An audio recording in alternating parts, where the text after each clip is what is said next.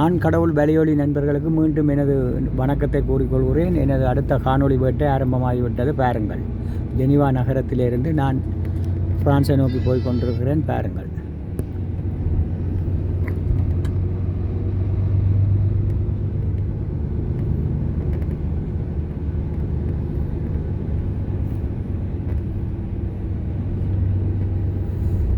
பாருங்கள், மிகவும் பழமையான கட்டிடம் ஒன்று தெரியுது.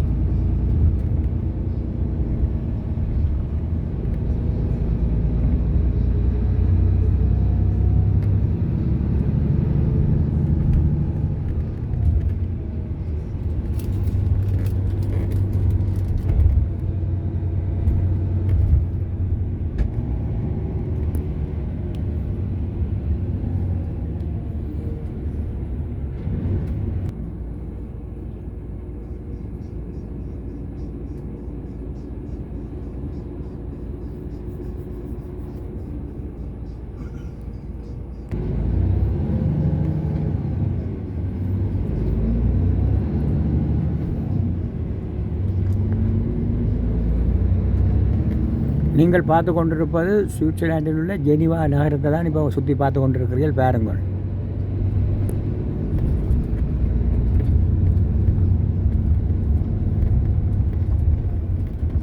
சுவிஸிலே இந்த நகரமானது மிகவும் சிறிய நகரம். ஆனால் மக்கள் தொகை கூட. காரணம் என்னென்னா, வெளிநாட்டவர்கள் இங்கே வந்து நிறைய இருக்கிறார்கள். இங்கே தான் அந்த ரெட் க்ராஸ் இருக்குது, செஞ்சிலுவை சங்கம், UNHCR உங்கள்ட அதுவும் இருக்குது. அடுத்தது வந்து ஐக்கிய நாடுகள் சபையில் இந்த அந்த கிளர்ச்சிகளும் எல்லாம் இங்கே தான் அமைஞ்சிருக்கு. அதனால் இங்கே வந்து நிறைய வெளிநாட்டவர்கள் வந்து வேலை பார்க்குறாங்க.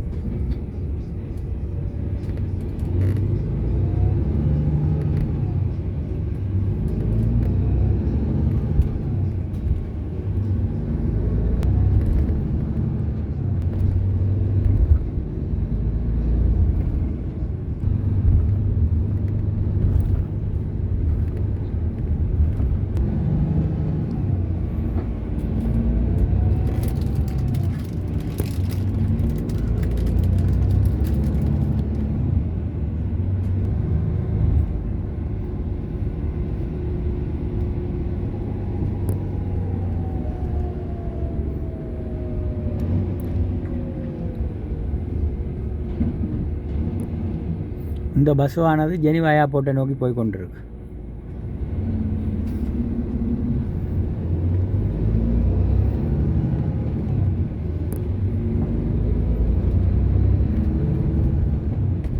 இப்பொழுது நாங்கள் சுவிஸின் எல்லையை கடந்து பிரான்ஸுக்குள்ளே நுழைந்து கொண்டிருக்கிறோம். பாருங்கள், இதுதான் இவன் எல்லை பகுதி.